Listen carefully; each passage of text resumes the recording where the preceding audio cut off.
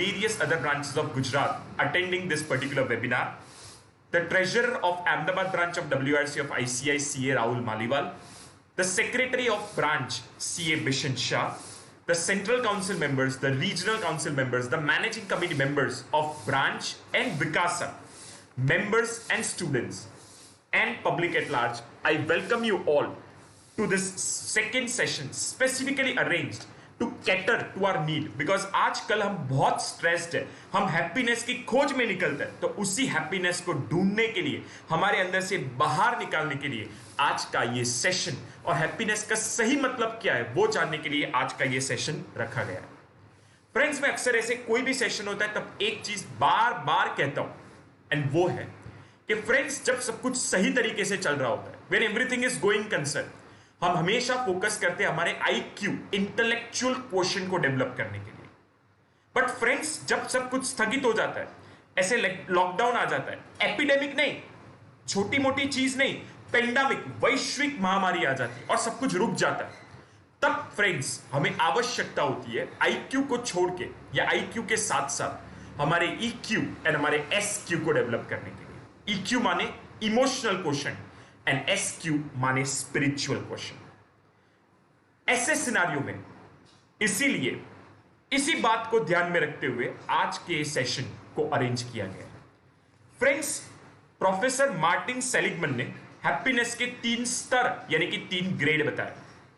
सबसे निम्न लेवल का स्तर, सबसे नीचे का स्तर, हम कहते हैं ना third grade, is the pleasure happiness, जो कई बार हमें कोई चीज देखने से मिलती है. जैसे आपने कोई अच्छा मूवी देखा, you get happiness, that is pleasure happiness. अगर आपने कोई अच्छा सॉन्ग सुना, you get happiness, that is pleasure happiness. वो बात क्षणिक होती है. दूसरे लेवल की हैप्पीनेस होती है या जो मध्य स्तर की हैप्पीनेस होती है, दैट इज एंगेजमेंट हैप्पीनेस.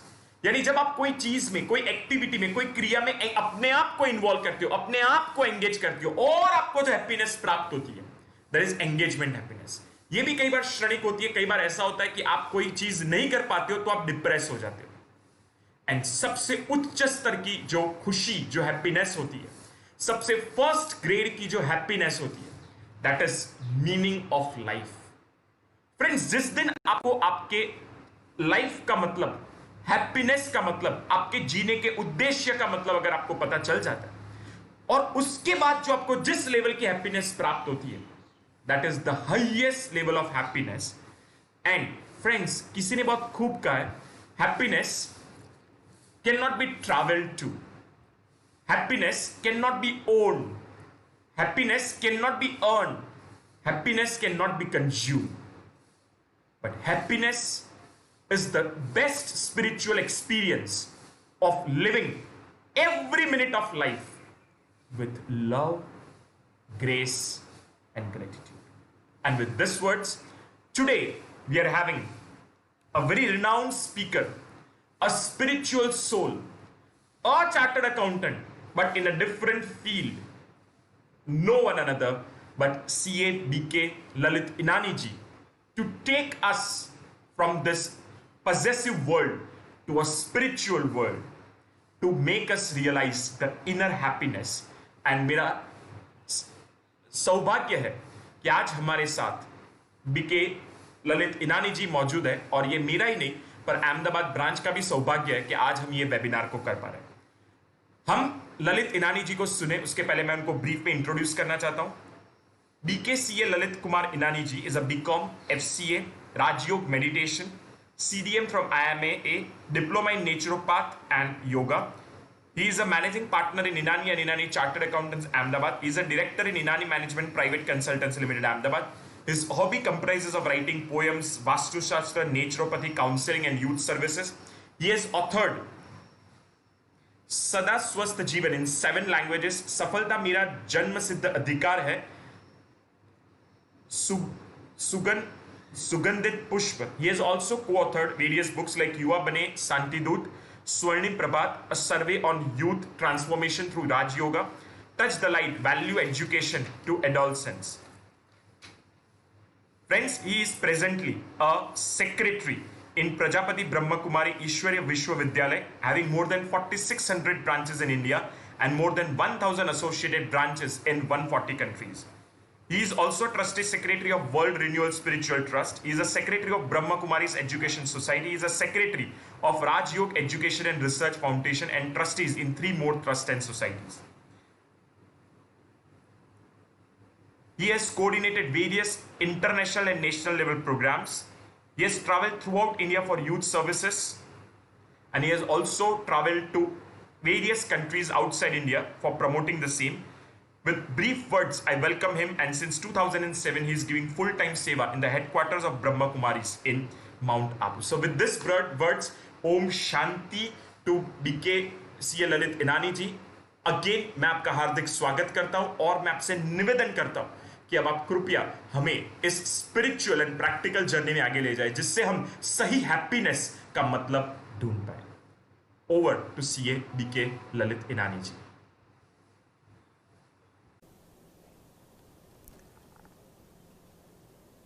एक दोस्त को फ़ोन किया हालचाल जानने के लिए, तो बड़े शायराना अंदाज में उसने कहा, सुबह होती है शाम होती है यूं ही ज़िंदगी तमाम होती है. फ्रेंड्स, क्या ज़िंदगी इतनी सस्ती है? क्या यही ज़िंदगी का लक्ष्य है कि जैसे तैसे गुजर जाए, या ज़िंदगी का लक्ष्य कुछ और है? आप भी स्वीकार करेंगे कि हमारी ज़िंदगी का लक्ष्य है सदा खुश रहना. आप दिन भर में जो भी कार्य करते हैं सदा खुश रहने के लिए करते हैं. आप देख लीजिए, उस पर सोचिए. लेकिन क्या सदा खुश रह सकते हैं? या कभी नीचे कभी ऊपर, थोड़ा कभी गम कभी खुशी. तो क्या करें जो हम सदा खुश रह सके और सहज रूप से रह सके, नेचुरल रूप से रह सके? तो आइए आज हम यही खुशी का खजाना, स्टॉक ऑफ हैप्पीनेस, शेयर भी करते हैं और इंक्रीज भी करते हैं. फ्रेंड्स, हर चीज़ जब कुछ की जाती है तो किसी लक्ष्य के साथ की जाती है. अगर कोई बड़ा समुद्र है और उसमें एक नाव को ऐसे ही छोड़ दिया जाए, उसको कुछ कहा नहीं जाए, बीच समुद्र में नाव और उसके चलाने वाले नाविक को उतार दिया जाए और कि बस अभी आप जाइए, और उसको कोई भी डायरेक्ट मंजिल का रास्ता नहीं बताते हैं, मंजिल का पता नहीं बताते हैं, केवल उसको बोल देते हैं आप जाइए, तो आप सोचिए वो नाव कहाँ जाएगी? नेचुरल है कि जहाँ लहरें उसे ले जाएगी, हवा के थपेड़े उसे ले जाएंगे, वो नाव वहीं जाएगी. तो इस जीवन में भी अगर हमारे जीवन का कोई लक्ष्य नहीं है, हमारी कोई मंजिल फिक्स नहीं है, तो हमारे जीवन का क्या हालत होगा? जैसे मेरे उस दोस्त ने कहा कि जैसे समय, जैसी परिस्थितियाँ, जैसा संग, उसका प्रभाव पड़ेगा, हम उसी तरफ चले जाएंगे, कभी इस तरफ कभी उस तरफ. पर जब मैंने अपनी ज़िंदगी के बारे में ये सोचा कि मेरे जीवन का लक्ष्य क्या है, मुझे क्या करना है, साधन कुछ भी हो सकते हैं, साध्य क्या है, रास्ते कोई भी हो सकते हैं, मंजिल क्या है, तो मुझे लगा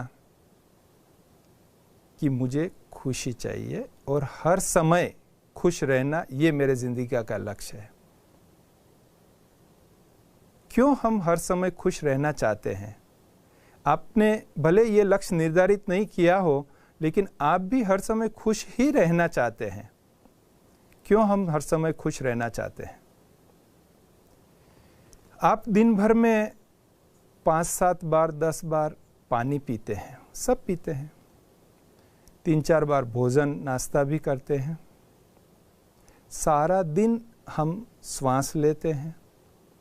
क्यों करते हैं हम ये? क्या ज़रूरत है ये सब करने की? आप कहेंगे ये तो ज़रूरी है, करना ही पड़ता है, इसके बिना हम जिंदा नहीं रहेंगे। लेकिन इसके पीछे का जो साइंस है वो ये है कि हमारा शरीर 5 तत्वों का बना हुआ है। 5 तत्वों का शरीर में अगर किसी तत्व की कमी होती है तो हमें बेचैनी होती है और उस तत्व की सप्लाई हमें उसी समय देनी पड़ती है। जैसे पानी की कमी हुई, हमें प्यास लगेगी, हमारा गला, हमारे होठ सूखने लगेंगे और हम पानी पिएंगे।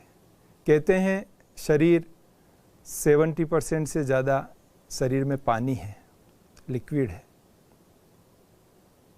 तो पानी की कमी होगी और हम पानी लेंगे। इसी प्रकार से पृथ्वी तत्व की कमी होगी, हम भोजन लेंगे, हम हवा लेंगे। तो जैसे 5 तत्वों से ये शरीर बना हुआ है और हमें हर समय उसकी ज़रूरत होती है और हम लेते रहते हैं, तभी हम जीवित रह पाते हैं। उसी प्रकार से इस शरीर को चलाने वाली जो चेतना है, जिसको हम आत्मा, रूह, सोल कहते हैं, वो हम हैं, वो भी 7 गुणों से बने हुए हैं। ज्ञान, पवित्रता, शांति, प्रेम, सुख, आनंद और शक्ति। आप देखेंगे, आप दिन भर में कुछ भी करते हैं, चाहे आप ऑफिस जा रहे हैं, क्लाइंट से मिल रहे हैं, परिवार में हैं, प्रोग्राम में जा रहे हैं, पिक्चर देखने जा रहे हैं, कुछ भी कर रहे हैं, आप इन 7 गुणों में से किसी न किसी एक गुण की भी कमी को पूरा करने के लिए वो कर रहे हैं। प्रेम की कमी हो जाती है तो हम नए नए दोस्त बनाते हैं। आनंद की कमी हो जाती है, पिक्चर देखने जाते हैं, पिकनिक पर जाते हैं। शांति की कमी हो जाती है, विश्राम करते हैं, थोड़ा एकांत में चले जाते हैं। तो ये हमारे अपने ये 7 गुणों से हम बने हुई आत्मा, हम चेतना है, तो हमें ये चाहिए और इसीलिए हमें हर पल खुशी चाहिए। फ्रेंड्स, इस महामारी के समय हमने देखा वही व्यक्ति थोड़ा आराम से रह पा रहे हैं जिनके पास स्टॉक है, चाहे वो कैश, चाहे वो बैंक बैलेंस, चाहे वो अनाज का स्टॉक, दालों का स्टॉक, चाहे वो साधन सामग्री का स्टॉक, चाहे वो फैमिली में आपस में अच्छे रिलेशन, सद्भावना, उसका स्टॉक।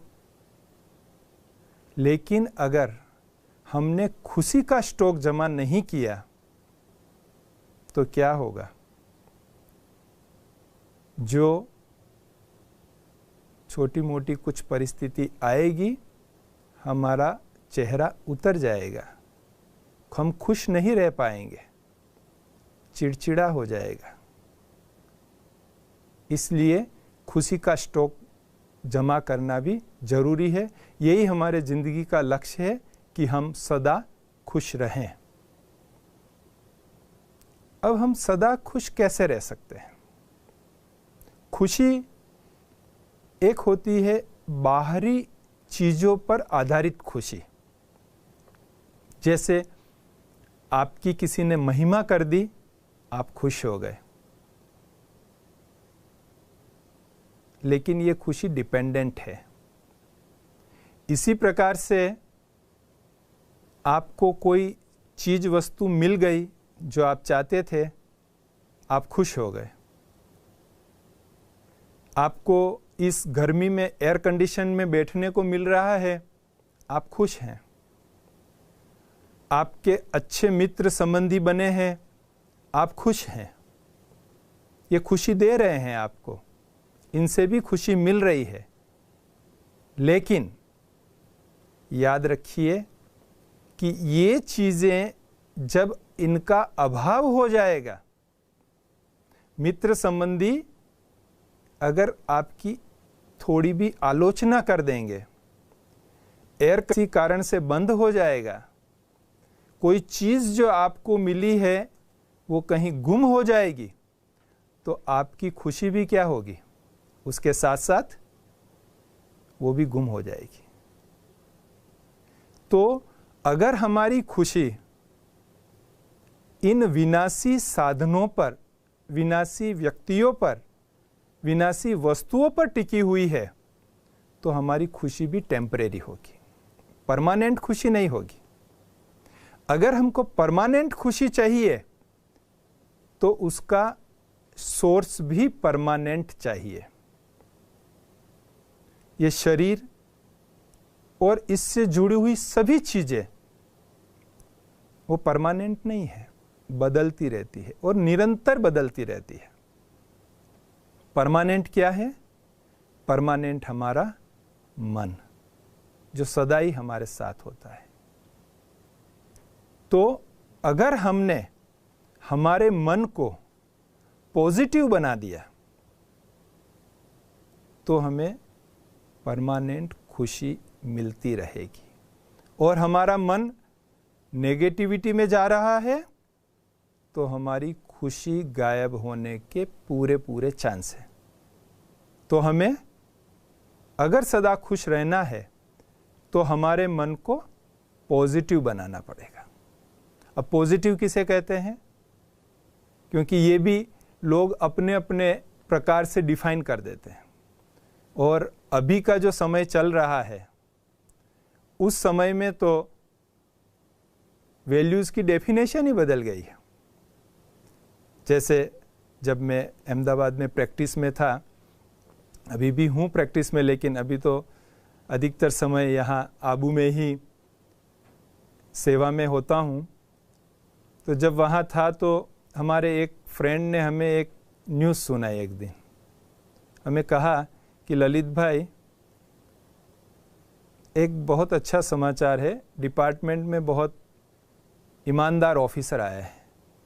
मैंने कहा ये तो सचमुच अच्छा समाचार है, जो डिपार्टमेंट में ईमानदार ऑफिसर आए हैं, अच्छा है, चलो पैसा तो नहीं लेंगे। वो बोले नहीं नहीं ऐसी बात नहीं है। मैंने कहा कमाल है, आप कह रहे हैं कि ईमानदार ऑफिसर आए हैं और मैं कह रहा हूँ पैसा नहीं लेंगे, तो आप बोल रहे ऐसी बात नहीं है। बोले नहीं, पैसा लेके काम कर देते हैं। अब आप देखिए ईमानदारी की डेफिनेशन क्या हो गई है?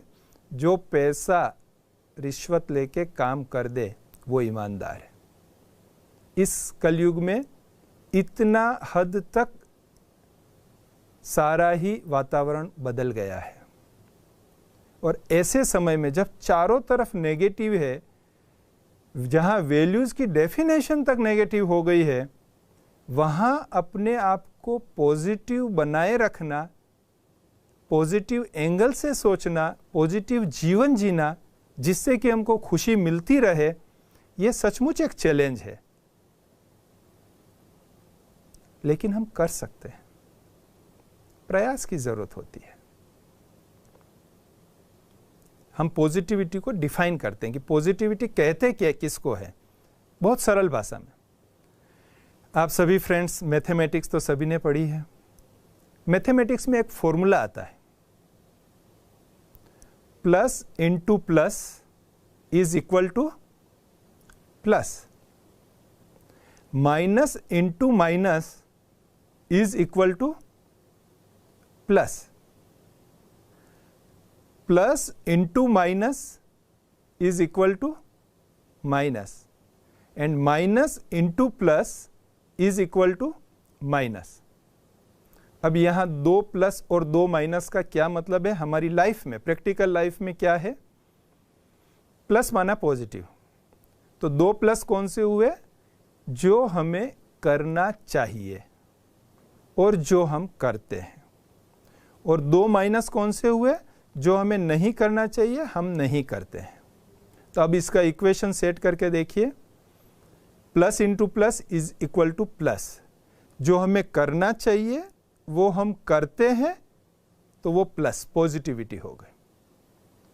Minus into minus equal to plus.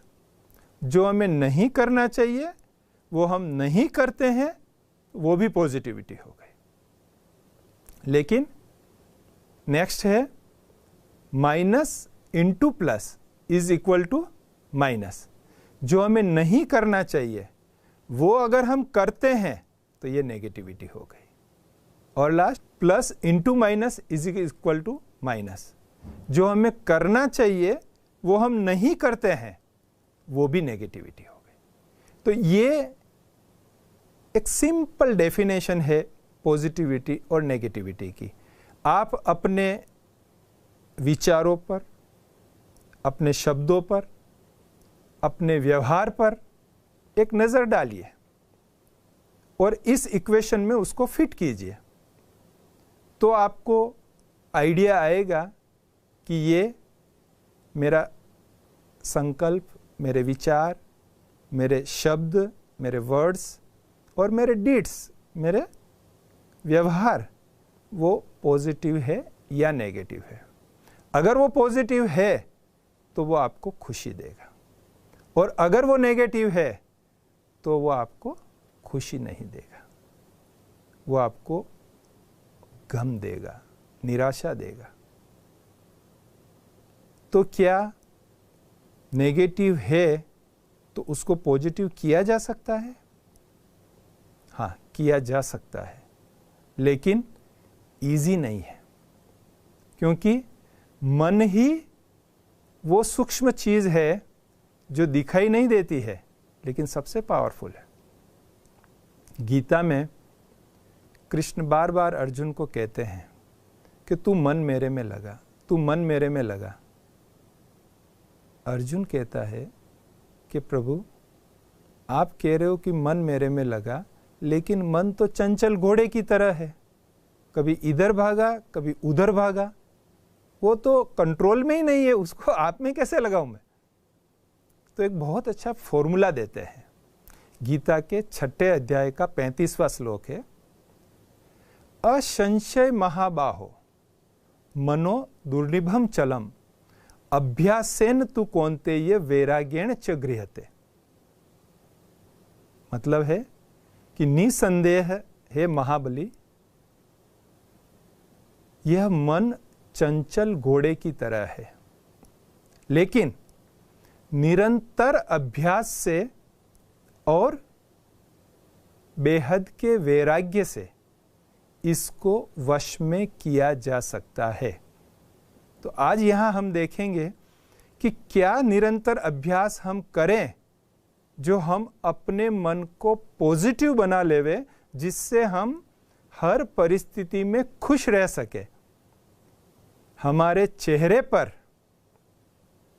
सदा खुशी रह सके।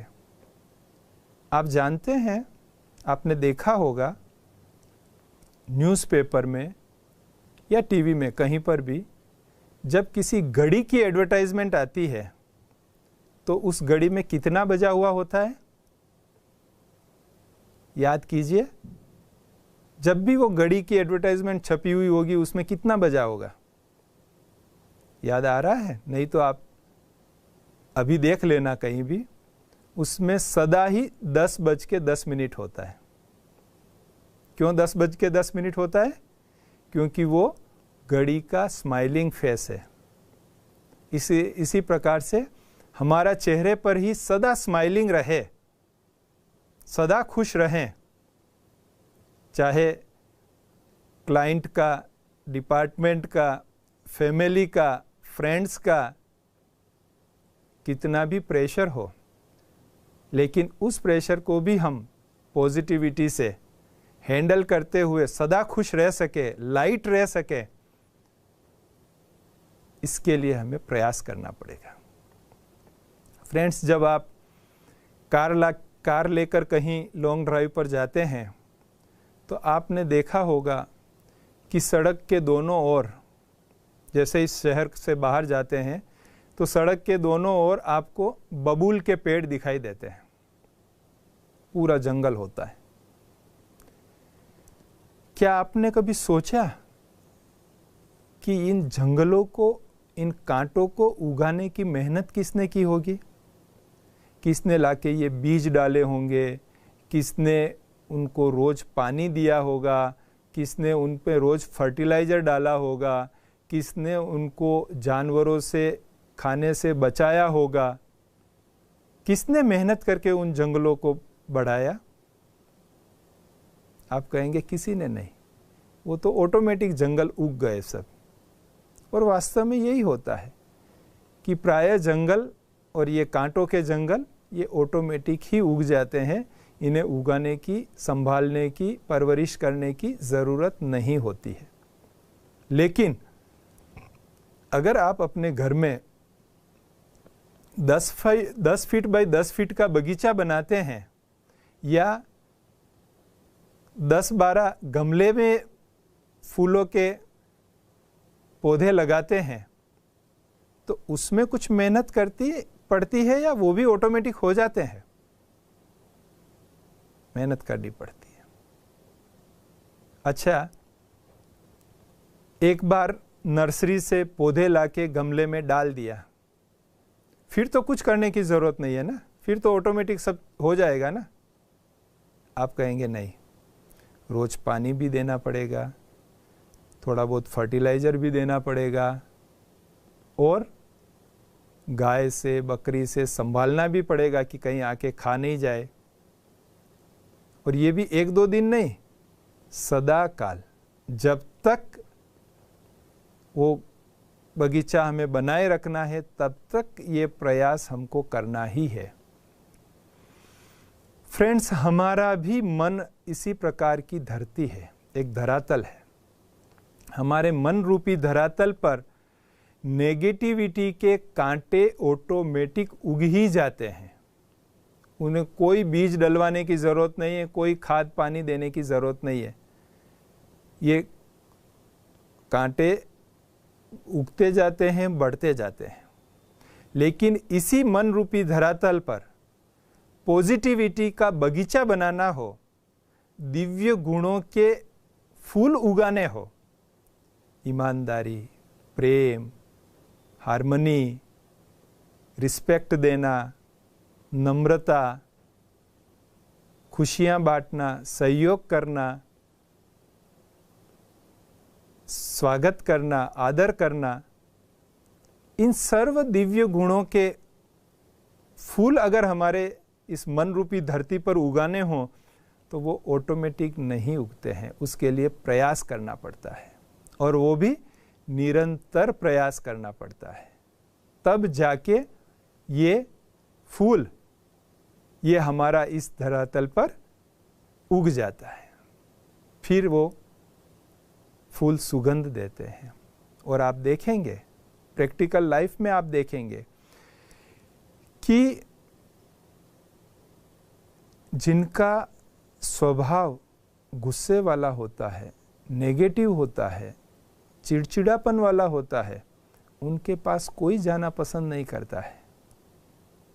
लेकिन जिनका स्वभाव मीठा होता है, मधुर होता है, सॉफ्ट होता है, उसके पास सब जाना पसंद करते हैं। कांटों के जंगल में कोई जाना पसंद नहीं करता है, फूलों के बगीचे में हर कोई जाना पसंद करता है। ऑफिस में भी अगर किसी सीनियर का स्वभाव ऐसा होता है तो स्टाफ में से साहब को फाइल दे के आ जा, साहब से पेपर लेके आ जा, खुद जाना पसंद नहीं करेंगे उनके पास। और जिनका बॉस का स्वभाव बहुत अच्छा होता है तो न सिर्फ जाना पसंद करते हैं बल्कि कारण ढूंढते हैं कि थोड़ी देर उनके साथ बैठें, थोड़ा अगर वो कुछ हमको बतावे तो हमको बहुत अच्छा लगेगा, वो हमको एम्पावर्ड करेंगे, तो उनके पास जाना पसंद करेंगे और खुशी मिलेगी, खुशी बढ़ेगी। तो ये कांटों का जंगल, नेगेटिविटी, ये वर्तमान समय की ओर से गिफ्ट मिला हुआ है, जो चारों तरफ यही फैला हुआ है, लेकिन हमें इसे बदलना है। और आपको मैं बताऊं कि इसको बदलना बहुत ज़रूरी है। आप न्यूज़पेपर पढ़ते ही होंगे। अभी ये लॉकडाउन के पीरियड को छोड़ दीजिए, लेकिन उसके पहले जितने भी सुसाइड्स के केस आते हैं, न्यूज़पेपर में रिपोर्टिंग होता है, आप देखेंगे काफ़ी यंग और पढ़े लिखे ऐसे young brothers and sisters suicide कर रहे होते हैं। क्या कारण है? क्योंकि मन में नेगेटिविटी है। मैं आपको एक प्रैक्टिकल एग्जाम्पल बताता हूँ। आपने डिप्रेशन नामक बीमारी का नाम सुना होगा, जो आजकल बहुत ज़्यादा फैलती जा रही है। मुझे भी पता था, लेकिन ज़्यादा डिटेलिंग नहीं पता था। बहुत वर्षों पहले की बात है, 15-20 साल पहले की। तब मैं अहमदाबाद में ब्रह्मा कुमारी केंद्र पर बैठा हुआ था दोपहर में। तो एक भाई आया, तो मैंने उसको बिठाया, उसका नाम पूछा, बताया मेरा नाम चिंतन है। फिर मैंने कहा कैसे आना हुआ? तो कि मुझे मेडिटेशन सीखना है। मैंने कहा कि मेडिटेशन क्यों सीखना है आपको, क्या चाहिए आपको मेडिटेशन से? तो उसने कहा कि मेरे डॉक्टर ने मुझे रिकमेंड किया है कि आप मेडिटेशन सीखो, इसलिए मैं खास सीखने आया। तो मैंने कहा आपको डॉक्टर के पास क्यों जाना पड़ा? तो उसने जो स्टोरी बताई वो मेरे लिए एक नई और आंख खोलने वाली थी। उसने कहा कि मैं डिप्रेशन का पेशेंट हूँ और रोज़ मैं गोलियां लेता हूँ, तो डॉक्टर ने डिप्रेशन से बाहर निकलने के लिए मुझे मेडिटेशन प्रैक्टिस करने के लिए कहा है। तो मुझे थोड़ी जानने की उत्सुकता हुई कि इसको डिप्रेशन हुआ कैसे, क्योंकि मैंने नाम तो सुना था, लेकिन उसकी प्रोसेस का मुझे कुछ भी पता नहीं था। तो मैंने उसको पूछा कि ये डिप्रेशन की प्रॉब्लम आपको हुई कैसे? तो उसने बताया कि वो एक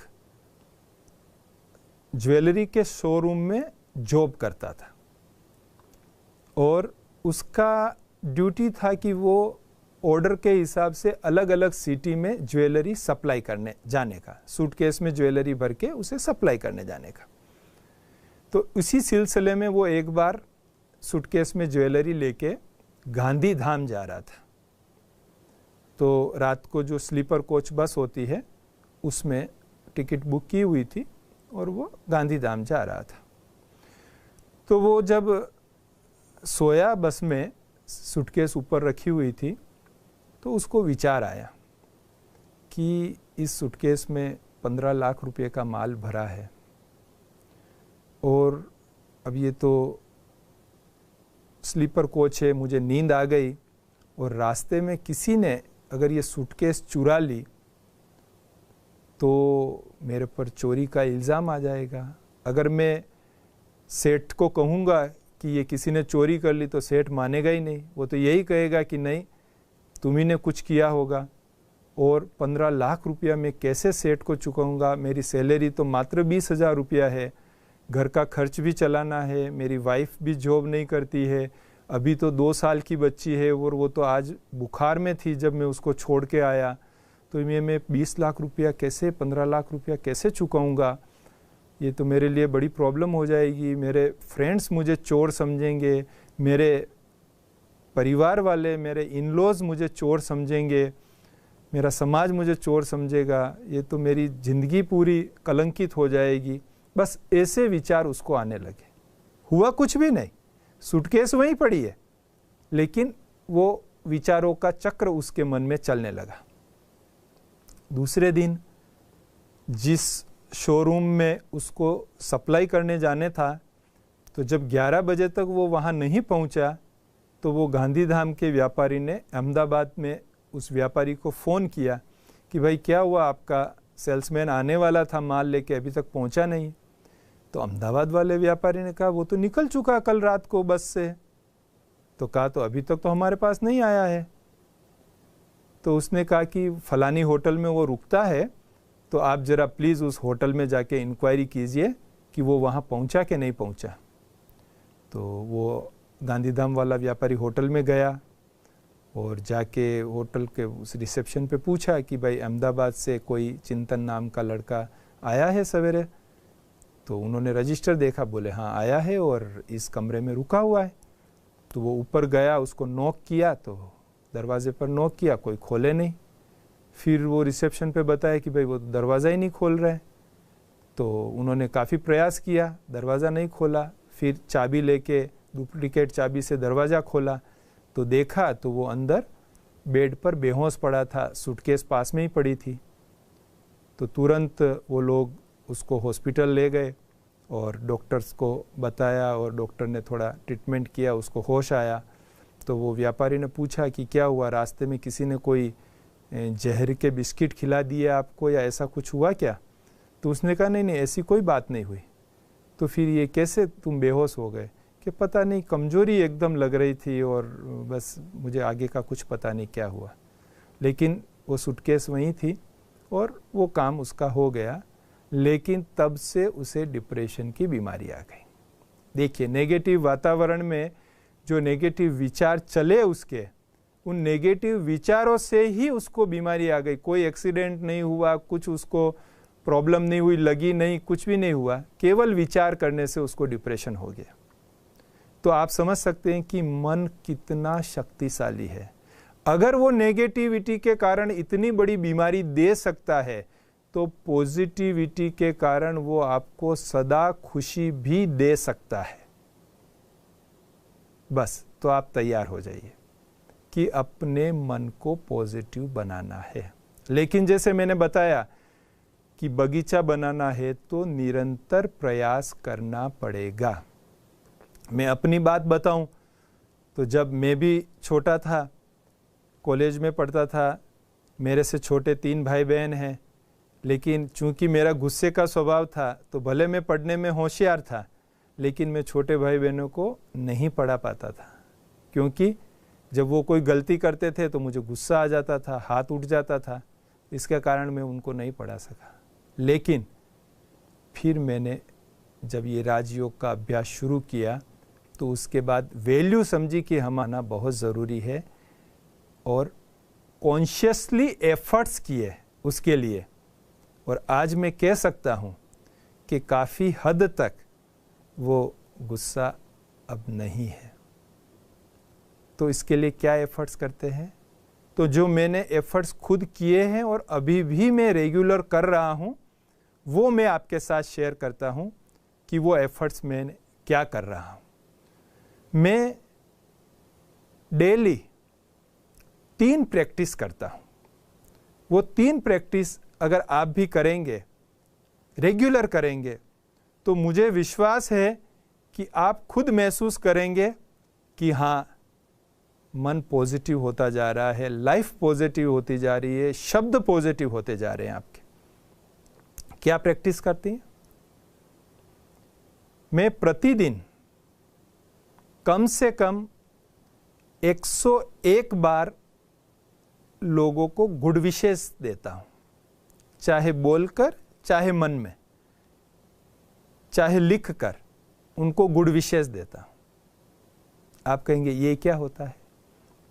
गुड विशेस एक पॉजिटिव मन से निकली हुई शक्तिशाली तरंगे होती है, वाइब्रेशंस होते हैं, जो जिसके लिए भी हम करते हैं उस तक तुरंत पहुंचते हैं और उसे पॉजिटिवली प्रभावित करते हैं।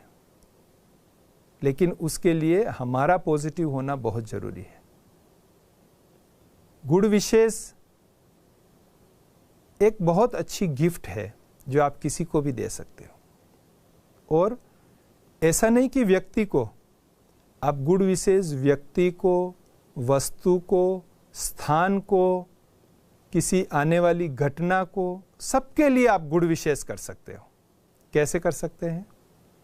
जैसे आप अपने खुद के लिए कि मेरा शरीर बहुत स्वस्थ है, इसका इम्यूनिटी पावर बहुत अच्छा है, बहुत अच्छा होता जा रहा है, किसी प्रकार का कोई भी वायरस कहो या कुछ भी कहो, इस शरीर को टच भी नहीं कर सकता है, कुछ नहीं हो सकता है। ये गुड विशेष अपने लिए, परिवार के लिए। हमारे परिवार वाले सभी बहुत अच्छे हैं, सबका स्वास्थ्य बहुत अच्छा है, सब आनंद में है, सब निरोगी है, किसी को कोई प्रॉब्लम नहीं होने वाली है, और भी जिनकी जो छोटी मोटी प्रॉब्लम थी सब सॉल्व हो गई है और सब आनंद से जीवन जी रहे हैं। ये उनके लिए गुड विशेष करें।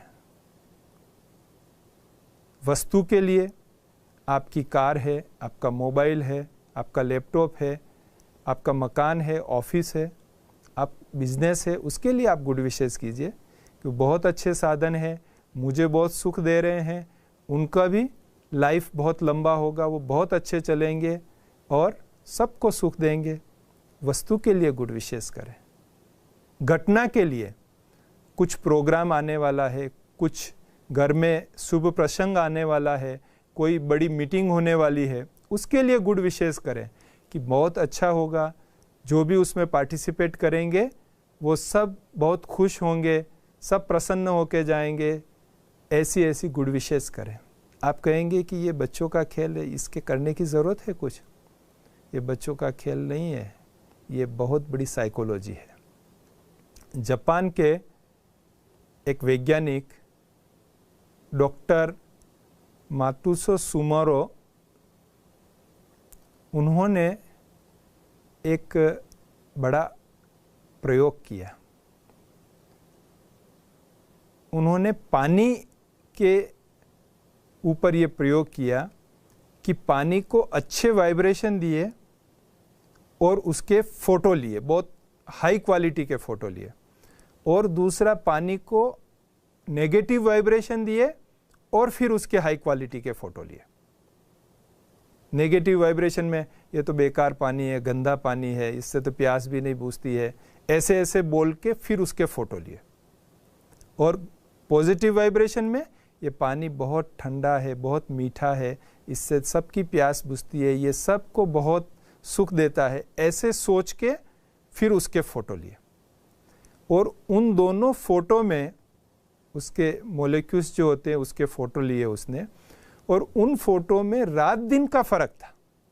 जहाँ नेगेटिव सोच के नेगेटिव वाइब्रेशन दे के फिर फ़ोटो लिए, उसमें किसी प्रकार का कोई शेप ही नहीं बन रहा था, सब कुछ बिखरा बिखरा था।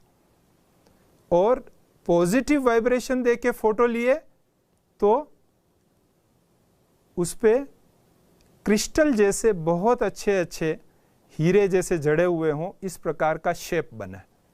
आप गूगल करके देखेंगे कि पॉजिटिव एक्सपेरिमेंट विथ वाटर, ऐसे करके आप गूगल करके देखेंगे तो आपको ये सारा डिटेल मिलेगा उसमें। तो हमारे हर संकल्प, हमारे हर विचार, वो हमें भी प्रभावित करते हैं और वातावरण को भी प्रभावित करते हैं, जिसके लिए हम कर रहे हैं उनको भी प्रभावित करते हैं। इसलिए ये शुभ भावना रखना बहुत ज़रूरी है। आपको एक मैं बड़ा प्रयोग बताता हूँ जो हमने 2010 में किया था गुड विशेष का। 2010 में ब्रह्मा कुमारीज इंस्टीट्यूशन में हमने एक प्रोजेक्ट चलाया था, 100 billion minutes of good wishes bank. Billion minute of good wishes bank, ऐसा एक बैंक खोला हमने गुड विशेष डिपॉजिट करने के लिए, और एक फॉर्म बनाया। उस फॉर्म में गुड विशेष कैसे करना है वो डिटेल लिखा, और हर एक से रिक्वेस्ट किया, जो भी हमारे संपर्क में आते थे उनसे हमने रिक्वेस्ट किया कि आप दिन में कम से कम 5 मिनट के लिए अपने लिए, अपने परिवार के लिए और सारे विश्व के लिए गुड विशेष कीजिए। और गुड विशेष की कमेंट्री भी हमने उसमें लिखी कैसे करना है, और वो फॉर्म में कम से कम 5 मिनट, अधिकतर जो उनकी इच्छा हो। तो ये प्रोजेक्ट चल रहा था। उसी पीरियड में हमारे ब्रह्मा कुमारीज इंस्टीट्यूशन में, जिनकी हज़ारों ब्रांचेज हैं, तो उसके अकाउंटिंग का भी हमको थोड़ा सा ख्याल चल रहा था, क्योंकि उस समय तक हम मैन्युअल अकाउंटिंग कराते थे हर ब्रांच से, फिर उनके मैन्युअल, वो हज़ारों अकाउंट्स की समरी मंथली हेड ऑफिस में आती थी, हेड ऑफिस में फिर हम उसको सॉफ्टवेयर में एंट्री करते थे और फिर उसका मर्जिंग, बैलेंस शीट फाइनलाइजेशन ये सब करते थे। तो रात दिन बस उसी में लगे रहते थे, पढ़े लिखे मजदूर की तरह कार्य करते थे। क्योंकि आप समझ सकते हैं कि हज़ारों ब्रांचेस के अकाउंट्स को कैसे मैनेज किया जाता है, मैनुअल अकाउंट्स को। फिर तो हमारे जो मुख्य ट्रस्टी थे रमेश भाई जी, वो गोल्ड मेडलिस्ट चार्टर्ड अकाउंटेंट 1956 के थे। तो वो बार बार हमको कहते थे कि भाई कोई ऐसा सॉफ्टवेयर बनाओ कि जो हमारी बहनें जो अकाउंट लिखती हैं वो भी समझ सके और ये सारी प्रॉब्लम भी सॉल्व हो जाए। हमने प्रयास भी किया था, अहमदाबाद की एक फर्म को कॉन्ट्रैक्ट भी दिया, उसको 6-7 लाख रुपए एडवांस भी दिए, लेकिन जो हमारी रिक्वायरमेंट थी उस हिसाब से वो सॉफ्टवेयर नहीं बना सका था उस समय। ये तो शुरुआत थी, फिर भी उन्होंने कह दिया कि ये मुश्किल है, नहीं हो पाएगा। फिर भाई साहब ने फिर मुझे बोला कि ललित भाई आप कैसे भी करो, लेकिन ये सॉफ्टवेयर हमको जल्दी से जल्दी बनाना ही है। तो अचानक मुझे क्लिक हुआ कि जो हमारा वो billion minute good wishes bank का प्रोजेक्ट था वो 15 अगस्त से शुरू हुआ था, नहीं 24 जनवरी से शुरू था और 15 अगस्त को पूरा हो रहा था। और ये 7 अगस्त की बात है कि मुझे एकदम से लाइट हुई। मैंने कहा कि सारी दुनिया में गुड विशेस बैंक का प्रोजेक्ट चला रहे हैं और उसके लिए मैं ही निमित्त बना वो चलाने के लिए, तो क्यों नहीं हमारे इस सॉफ्टवेयर के लिए हम गुड विशेस रखें। और हमने कहा ठीक है।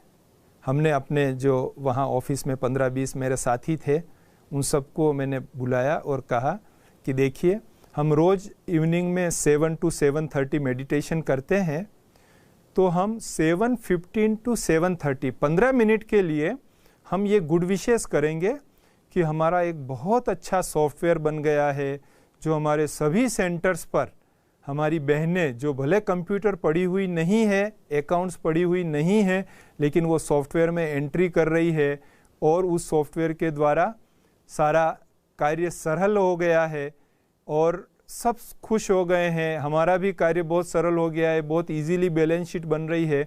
ऐसे ऐसे हम 15 मिनट के लिए गुड विशेस करेंगे, ये हम सोचे और इसके लिए सबने प्रयोग शुरू किया। अब ये तो मन की बात है, हर एक ने अपने अपने हिसाब से सोचा होगा, लेकिन मैंने बहुत रिलीजियसली वो प्रयोग किया। और आपको ये बताते हुए मुझे बहुत खुशी हो रही है कि 14 अगस्त के दिन मैं अहमदाबाद गया था और रात को वापस रिटर्न हो रहा था। में मुझे हमारा जो मणिनगर सेंटर है वहाँ से फ़ोन आया। विष्णु भाई जो वहाँ भाई है उन्होंने फ़ोन किया कि ललित भाई आपको एक सॉफ्टवेयर बनाने वाले भाई की ज़रूरत है ना, आप कह रहे थे। मैंने कहा हाँ ज़रूरत है।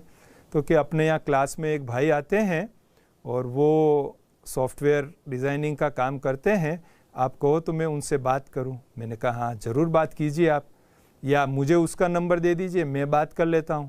तो उन्होंने मुझे नंबर दिया, मैंने कार से ही उनसे बातचीत किया। आधा घंटा हमारी बातचीत चली।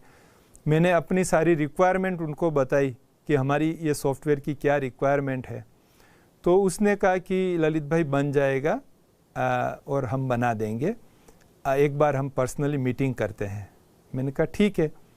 मैं फिर 3 दिन बाद वापस अहमदाबाद गया और उस भाई को सेंटर पर बुलाया, तो उनके साथ हमने मीटिंग की। जब उनके साथ मीटिंग किया, निखिल भाई उनका नाम था, तो उनके साथ मीटिंग किया और जब ये सारी चीज़ें बताई तो उन्होंने कहा हाँ ये तो मैं बना दूंगा।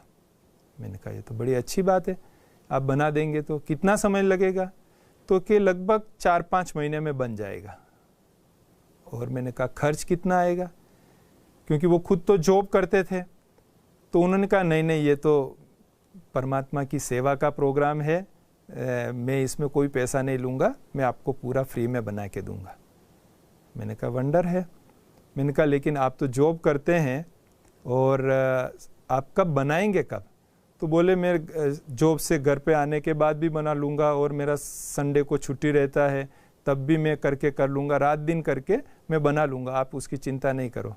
मैंने कहा भाई आप तो कह रहे हैं, लेकिन घर पर भाभी जी हैं वो कहेंगे कि ये संडे भी अभी सॉफ्टवेयर बनाने में लग गए हैं, तो वो हमको डांटेंगे फिर। तो हमको एक बार उनसे भी बात करनी पड़े कि वो तैयार है कि नहीं आपको छुट्टी देने के लिए, बनाने के लिए। तो उन्होंने कहा चलो अभी बात कर लो। तो हम उनके घर गए, तो हमने उनके युगल से बात किया, उनकी वाइफ से बात किया कि ऐसे ये सॉफ्टवेयर का बनाने का जवाबदारी है और निखिल भाई ले रहे हैं, तो आप तैयार हैं क्या? तो उन्होंने कहा कि जब 4 दिन पहले इन्होंने बात किया था तब ही हम इतनी खुश हो गई थी कि भगवान के घर की इतनी बड़ी सेवा मिल रही है, तो हम ज़रूर करेंगे। और मैंने अपने मम्मी पापा को भी, भाई को भी फ़ोन करके बोल दिया कि 6 दिन के बाद जो राखी है, तो राखी पे मैं इस बार घर नहीं आऊँगी, लेकिन हमको सेवा में अभी पूरा टाइम देना है।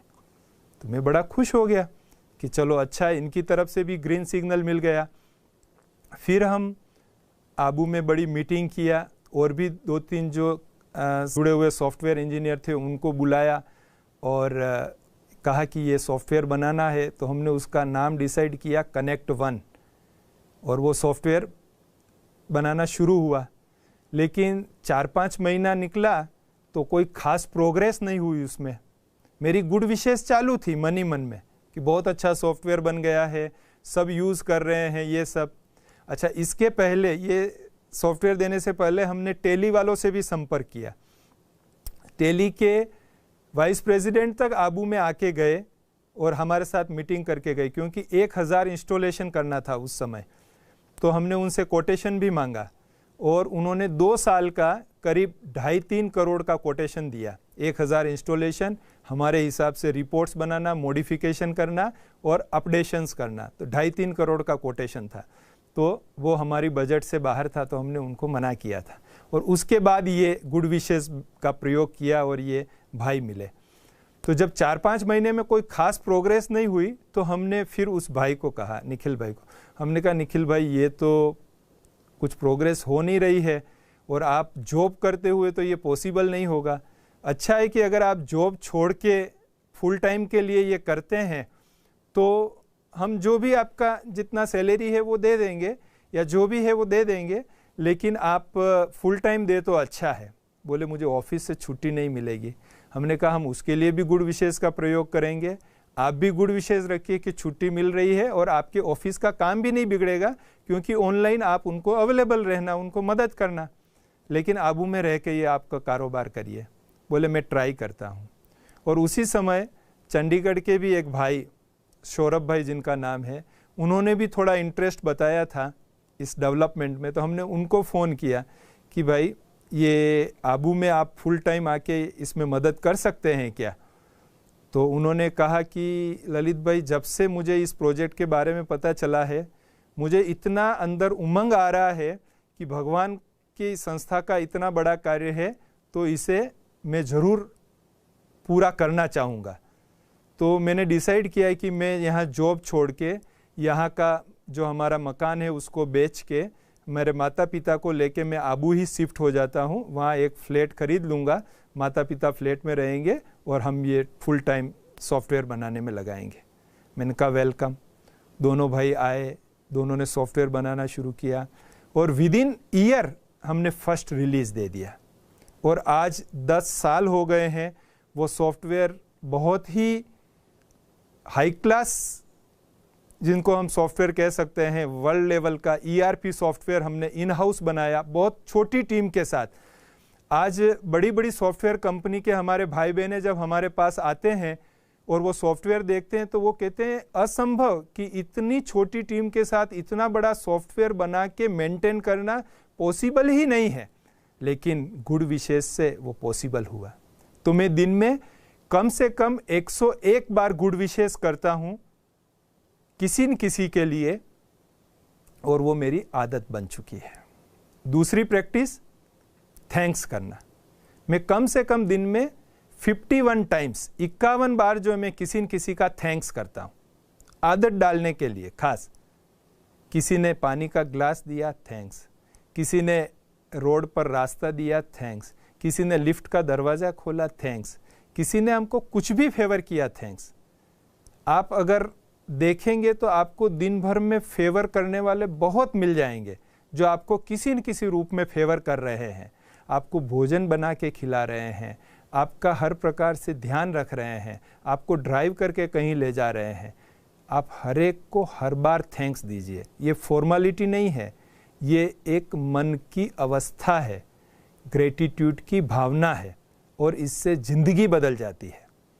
एक बार विश्व के प्रथम पत्रकार नारद जी एक रेगिस्तान से होके जा रहे थे, तो वहाँ उन्होंने देखा एक गरीब व्यक्ति फटे हाल में गर्मी में झुलस रहा था। कोई पानी की भी व्यवस्था नहीं थी, छाया की भी व्यवस्था नहीं थी, बहुत परेशान दुखी।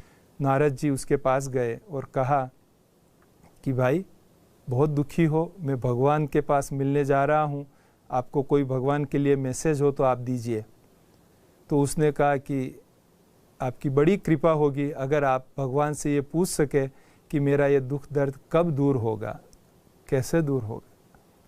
तो नारद जी भगवान के पास गए, जाके उनको वर्णन किया कि प्रभु हालत बहुत ख़राब है, उसकी बहुत दयनीय स्थिति है, आप उसका दुख दूर करने का, उसका ये दुख कब दूर होगा।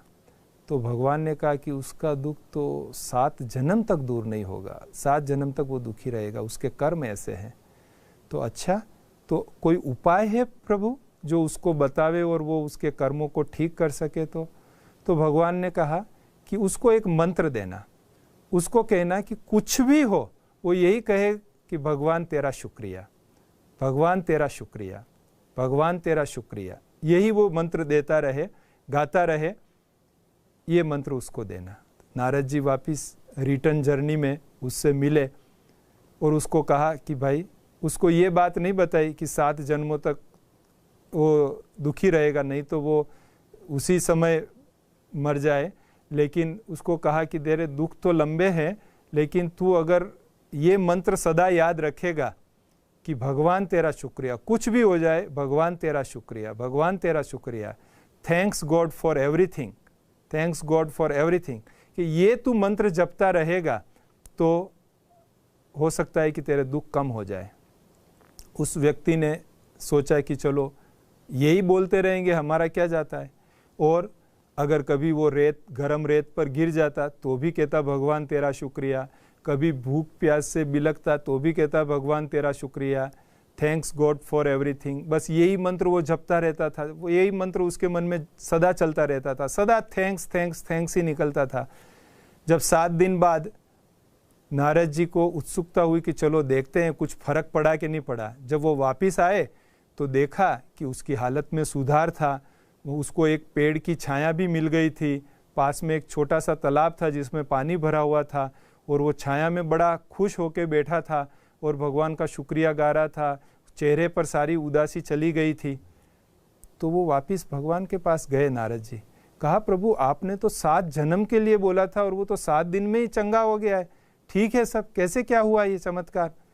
तो कहा कि उसने जो शुक्रिया, ग्रेटिट्यूड की जो भावना रखी ना, उससे उसके कर्मों का हिसाब किताब जल्दी पूरा हो गया और उसका दुख दूर हो गया।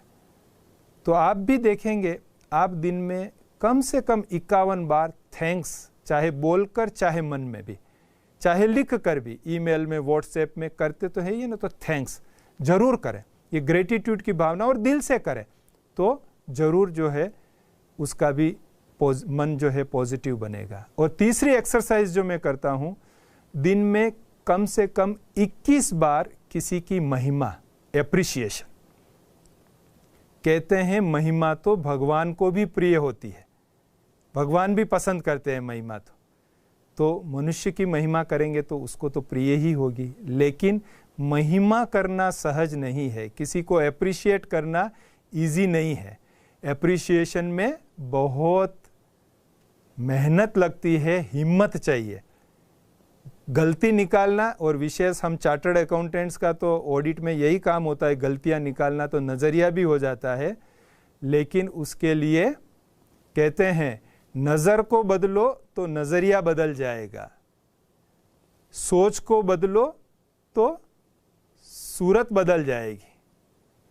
कश्तियां बदलने की ज़रूरत नहीं है, दिशाओं को बदलो तो किनारे बदल जाएंगे। तो इस प्रकार से हम अपना नज़रिया बदलते हैं, परसेप्शन बदलते हैं, तो फिर हम किसी की महिमा कर सकते हैं। हर एक व्यक्ति में एक दो तो अच्छाई, विशेषता, स्पेशलिटीज है ही है। भले हम में उसके 10 अवगुण दिखाई देते हो, लेकिन उसमें कुछ स्पेशलिटी तो है ही है। तो क्यों नहीं हम उसकी स्पेशलिटीज को थोड़ा बतावे, उसको, उसकी महिमा करें। आपकी हैंडराइटिंग कितनी अच्छी है, आप कितना पंक्चुअल हो, टाइम पर आ जाते हो, आप भोजन कितना अच्छा बनाते हो, घर पर रोज आपको 3 टाइम भोजन मिलता है। मुझे नहीं लगता है कि रोज आप कुछ महिमा करते ही होंगे। कभी नमक ज़्यादा हो गया तो थोड़ा ऊंची आवाज़ हो जाएगी, लेकिन डेली महिमा भी तो कर सकते हैं ना। लेकिन ये महिमा ऊपर ऊपर से नहीं होनी चाहिए, ये महिमा दिल से होनी चाहिए, और दिल से की हुई महिमा ही सामने वाले तक पहुंचती है और हमारे भी मन को पॉजिटिव बनाती है। इसलिए आप प्रयास कीजिए, जब कोई आपको आधा ग्लास पानी ऑफर करता है तो 2 नज़रिया हो सकता है। एक सोचता है कि देखो आधा खाली है, और दूसरा सोचता है कि देखो आधा भरा हुआ है। ये हमारा नज़रिया है कि हम उसे कैसे देखते हैं, और जो हम देते हैं वही हमको मिलता है। ये हमको याद रखें। एक लड़का पढ़ने में थोड़ा डल था, पिताजी बार बार उसको डांटते रहते थे, ताने देते रहते थे, टॉन्टिंग करते थे। पिताजी उसको पढ़ने के लिए कहते रहते थे। एक बार जब वो खेलकर घर में आया तो पिताजी फिर डांटने लगे, और डांटते डांटते उसको बोला कि तेरी उम्र में तो जवाहरलाल नेहरू जी लंदन में जाके पढ़ते थे। अब जब पिताजी इतना डांट रहे थे तो बच्चे से भी रहा नहीं गया, धीरे से कहा, पिताजी आपकी उम्र में वो प्रधानमंत्री बन गए थे। तो ये जैसा देते हैं ना, वैसा वापस सामने से मिल जाता है। तो हम गुड विशेस दें, हम थैंक्स दें, हम एप्रिसिएशन दें, उनकी महिमा करें।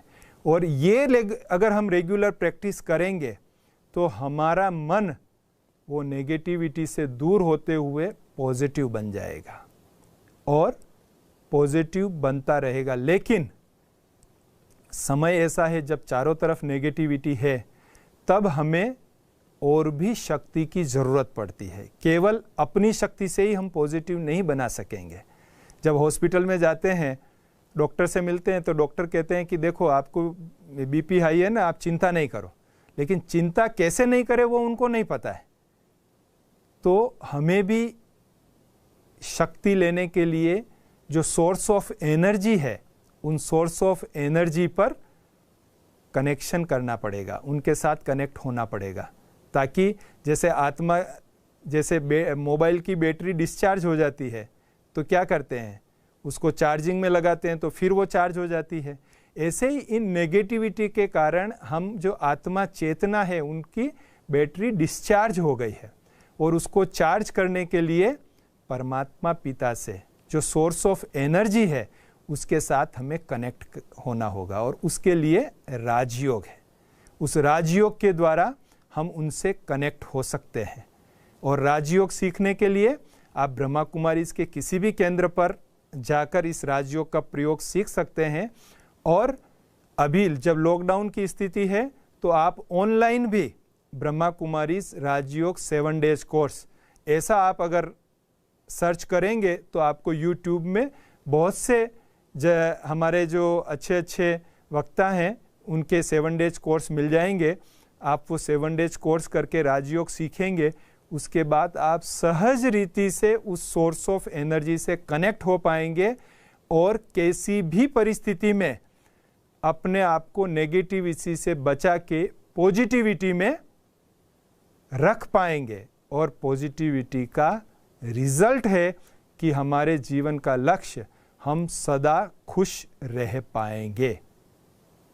कठिन नहीं है, प्रयास की ज़रूरत है। और मुझे विश्वास है कि आप मेरे सभी फ्रेंड्स ये प्रयास जरूर करेंगे और सदा ही खुश रहेंगे।